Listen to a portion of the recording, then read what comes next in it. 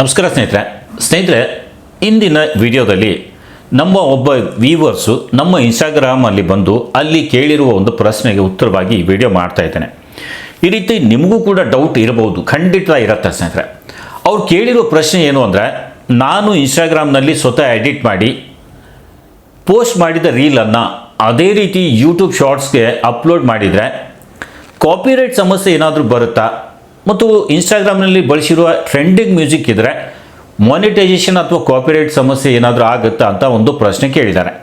ಇದು ತುಂಬ ಇಂಪಾರ್ಟೆಂಟ್ ಪ್ರಶ್ನೆ ಕೂಡ ಹೌದು ಸ್ನೇಹಿತರೆ. ಅದಕ್ಕಾಗಿ ಈ ವಿಡಿಯೋ ಮಾಡ್ತಾ ಇದ್ದೀನಿ. ನಿಮಗೂ ಏನಾದರೂ ಡೌಟ್ ಇದ್ದರೆ ಕಮೆಂಟ್ ಹಾಕಿ, ಅದರ ಮೇಲೂ ಒಂದು ವಿಡಿಯೋ ಮಾಡ್ತೀನಿ. ಈ ಪ್ರಶ್ನೆಗೆ ಸರಿಯಾದ ಉತ್ತರ ತಿಳಿದುಕೊಳ್ಳೋದು ತುಂಬ ಮುಖ್ಯ ಸ್ನೇಹಿತರೆ. ಏಕೆಂದರೆ ಈ ಒಂದು ತಪ್ಪಿನಿಂದ ನಿಮ್ಮ ವಿಡಿಯೋಗೆ ಕಾಪಿರೈಟ್ ಕ್ಲೇಮ್ ಬರ್ಬೋದು, ಮಾನಿಟೈಸೇಷನ್ ಮೇಲೂ ಪರಿಣಾಮ ಬೀಳ್ಬೋದು ಸ್ನೇಹಿತರೆ. ಹಾಗಾಗಿ ಈ ವಿಡಿಯೋವನ್ನು ಕೊನೆಯವರೆಗೂ ಸ್ಕಿಪ್ ಮಾಡದೆ ಕಂಪ್ಲೀಟ್ ವಿಡಿಯೋ ನೋಡಿ. ವಿಡಿಯೋ ಇಷ್ಟ ಆದರೆ ಲೈಕ್ ಮಾಡಿ, ಹಾಗೆ ಚಾನಲ್ ಕೂಡ ಸಬ್ಸ್ಕ್ರೈಬ್ ಮಾಡಿ. ಸ್ನೇಹಿತರೆ, ಇನ್ಸ್ಟಾಗ್ರಾಮ್ನಲ್ಲಿ ನಾನು ಮಾಡಿರುವ ರೀಲನ್ನು ಯೂಟ್ಯೂಬ್ ಶಾರ್ಟ್ಸ್ಗೂ ಅಪ್ಲೋಡ್ ಮಾಡ್ಬೋದು ಅಂತ ಇದೆ.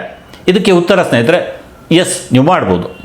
ಆದರೆ ಇಲ್ಲಿ ಒಂದು ಮುಖ್ಯ ಷರತ್ತು ಇದೆ. ಈ ವಿಡಿಯೋವನ್ನು ಸಂಪೂರ್ಣವಾಗಿ ನೀವೇ ರೆಕಾರ್ಡ್ ಮಾಡಿರಬೇಕು.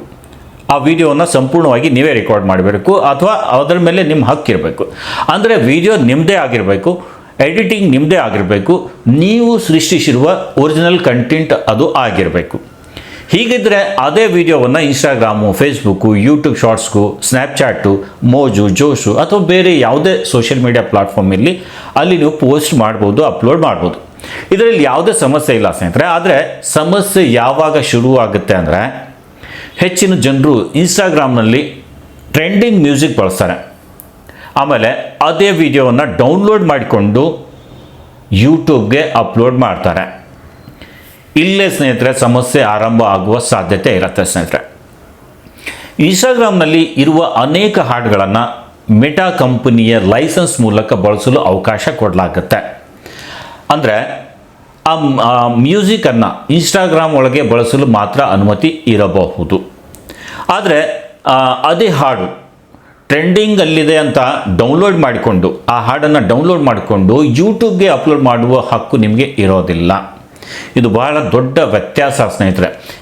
ಯೂಟ್ಯೂಬ್ನಲ್ಲಿ ಏನಾಗ್ಬೋದು ಅಂದರೆ, ನೀವು ಇನ್ಸ್ಟಾಗ್ರಾಮ್ ಮ್ಯೂಸಿಕ್ ಇರುವ ವಿಡಿಯೋವನ್ನು ಯೂಟ್ಯೂಬ್ಗೆ ಅಪ್ಲೋಡ್ ಮಾಡಿದರೆ ಕೆಲವು ಸಂದರ್ಭಗಳಲ್ಲಿ ಸ್ನೇಹಿತರೆ ಯಾವುದೇ ಸಮಸ್ಯೆ ಬರದೇ ಇರಬಹುದು.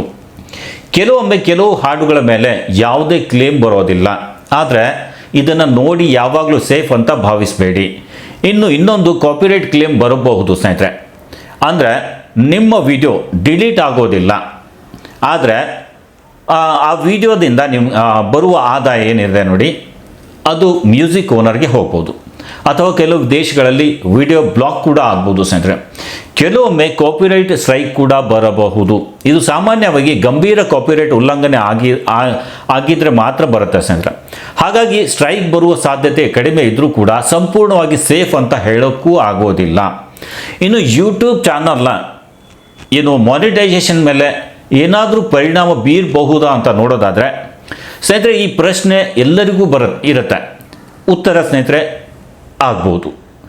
1 ಅಥವಾ 2 ಕ್ಲೇಮ್ ಬಂದರೆ, ಅಂದರೆ ನಿಮ್ಮ ಸಂಪೂರ್ಣವಾಗಿ ಚಾನಲ್ ಮಾನಿಟೈಸೇಷನ್ ಡಿಸೇಬಲ್ ಆಗಿಬಿಡುತ್ತೆ ಅಂತ ಹೇಳೋಕ್ಕಾಗಲ್ಲ.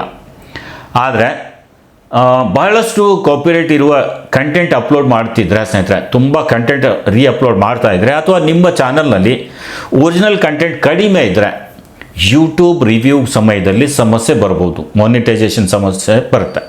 ಅದಕ್ಕಾಗಿ ಯಾವಾಗಲೂ ಒರಿಜಿನಲ್ ಕಂಟೆಂಟ್ ಮಾಡೋದು ಉತ್ತಮ ಸ್ನೇಹಿತರೆ.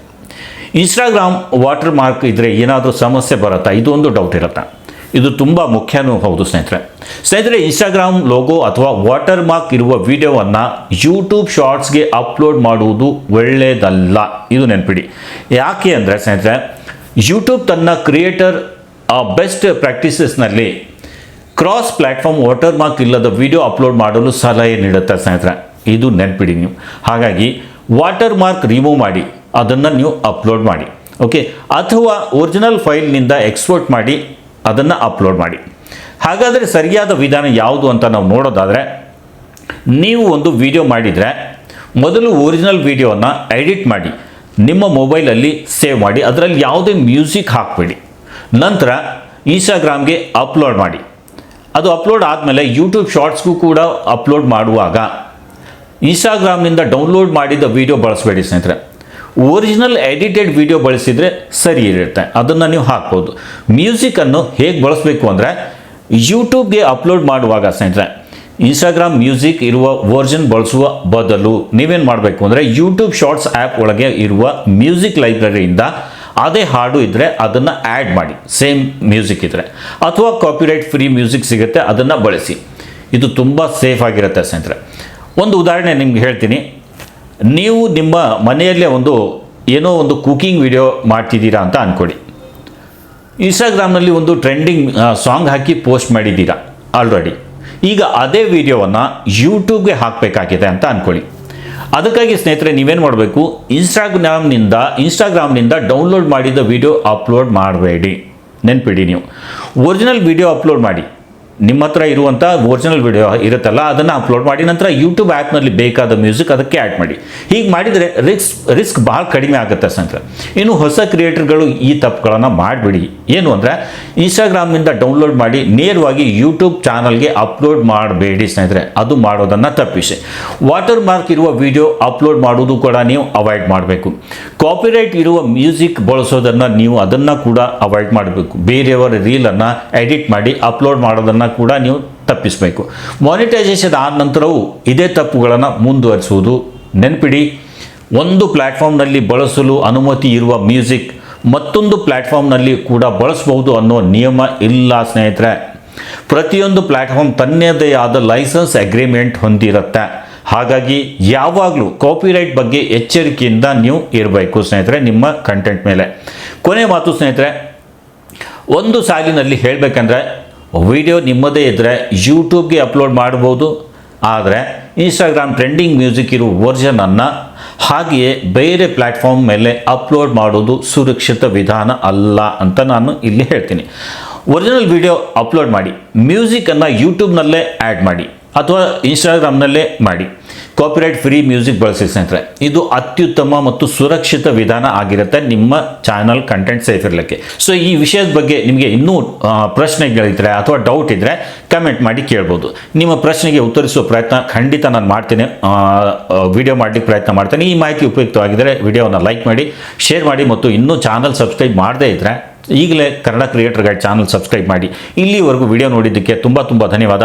ಮತ್ತೊಂದು ಉಪಯುಕ್ತ ವಿಡಿಯೋ ಮಾಹಿತಿಯೊಂದಿಗೆ ಸ್ನೇಹಿತರೆ ಮುಂದಿನ ವಿಡಿಯೋದಲ್ಲಿ ಭೇಟಿಯಾಗೋಣ. ಅಲ್ಲಿವರೆಗೂ ಸ್ನೇಹಿತರೆ ನಮಸ್ಕಾರ.